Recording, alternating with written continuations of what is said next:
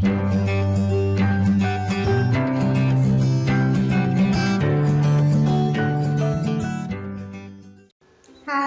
kembali lagi. Ini sekarang adalah masuk ke pembahasan bab 8 dari materi pembelajaran kelas 10 Bahasa Indonesia, yaitu tentang puisi.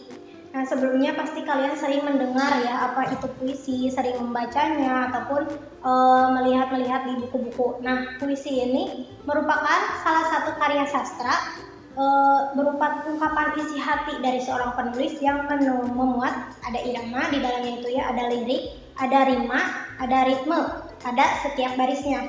Nah, puisi ini dibuat dengan gaya bahasa yang imajinatif dan disusun dengan kata yang padat dan penuh makna, yang menjadikan puisi ini menjadi indah seperti itu ya, yang membedakan dari teks puisi dengan teks-teks lain. Di dalam puisi juga terdapat unsur-unsur pembangunnya. Yang pertama itu ada unsur fisik dan ada unsur batin.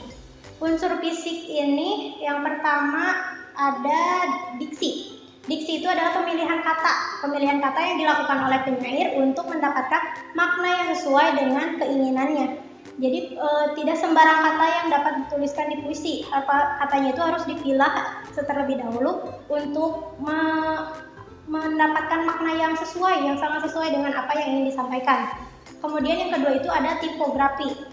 Nah, tipografi ini lebih ke bentuk atau format dari puisi itu. Misal pengaturan baris ataupun jenis huruf yang digunakan untuk menambah apakah berpengaruhnya puisi ini terhadap pemikiran isi puisinya untuk menggambarkan isi puisi. Seperti itu. Kemudian ada majas. Nah, pemakaian majas ini sangat penting di dalam puisi karena majas itu yaitu pemakaian bahasa yang melukiskan atau menjadi sesuatunya itu secara konotasinya. Ya, seperti misal peribahasa menggunakan seperti itu. Jadi bukan secara gamblang seperti itu. Kemudian ada kata konkret.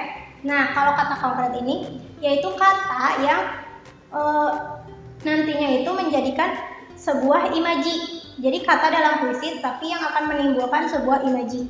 Kemudian ada imaji, atau citraan. Imaji ini yaitu pemberian gaya bahasa yang jadi si pembaca atau nanti pendengar puisi ini seolah-olah dapat melihat, mendengar ataupun merasakan apa yang ditulis dalam puisi.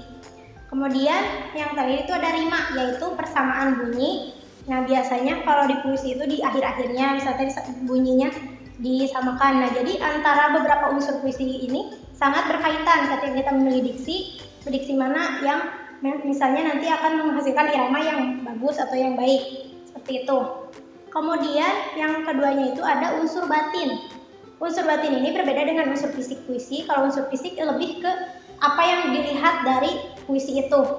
Nah, sedangkan unsur batin itu lebih ke isi atau yang terkandung dalam teks puisi. Yang pertama itu ada tema.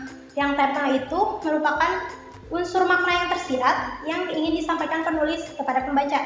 Misal dalam tema puisi ada tema, misalnya tema tentang keagamaan ataupun tema tentang percintaan seperti itu. Nah, itu termasuknya ke dalam batin puisi. Kemudian ada nada. Nada ini yaitu sikap penyair terhadap audien berkaitan dengan makna dan rasa. Jadi ketika misal pembacaan puisinya itu, bagaimana penyair itu dapat mencurahkan rasanya atau maknanya itu berdasarkan ketika pembacaan puisi. Kemudian yang ketiga itu ada amanat atau pesan yang ingin disampaikan kepada penulis pesan yang ingin disampaikan kepada pembaca oleh penulis itu.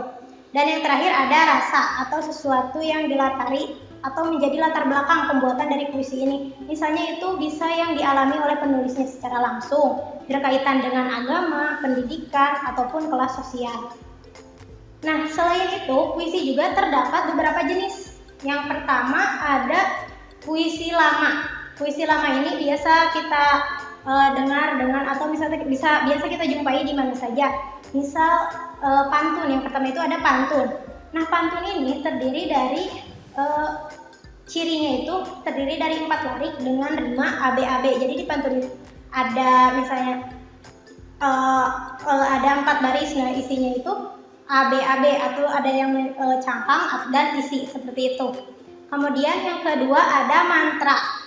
Nah, mantra ini yaitu berupa ucapan-ucapan yang dipercaya dapat mendatangkan kekuatan magic.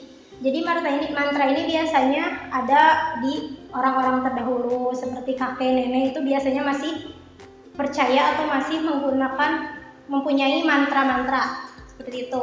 Kemudian yang ketiga ada karmina, yaitu prosa yang bentuknya lebih pendek dari pantun. Kemudian ada seloka, yaitu pantun berkait berasal dari Melayu klasik yang berisi pepatah. Kemudian ada gurindam, yaitu puisi yang terdiri dari 2 bait dan tiap baitnya ini terdiri dari 2 baris kalimat dengan rima yang sama. Kemudian ada syair, yaitu puisi yang tersusun dari 4 baris dengan bunyi akhiran serupa. Dan yang terakhir itu ada talibun. Nah, talibun ini sama dengan pantun, tetapi barisnya itu lebih dari 4 baris dan memiliki rima ABC seperti itu. Itu merupakan beberapa jenis puisi lama. Nah, yang kedua itu ada puisi baru. Nah, puisi baru juga ada beberapa jenisnya. Ini termasuk banyak ya yang termasuk dalam puisi baru. Yang pertama ada balada, yaitu sajak tentang cerita rakyat yang mengharukan. Jadi balada ini menceritakannya kisah-kisah yang mengharukan. Kemudian ada himne. Himne itu nyanyian pujian atau nyanyian pujaan untuk sesuatu yang dianggap penting atau sakral, misalnya nyanyian terhadap Tuhan ataupun dewa. Kemudian ada ode. Ode ini puisi lirik berisi sanjungan dengan tema serius. Kemudian ada epigram, yaitu puisi berisi tentang ajaran dan tuntunan hidup.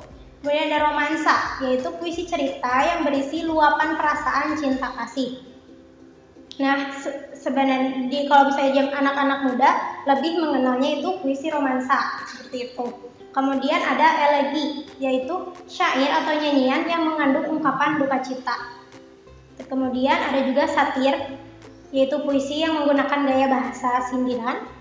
Kemudian distikon, yaitu puisi yang setiap baitnya terdiri dari 2 baris.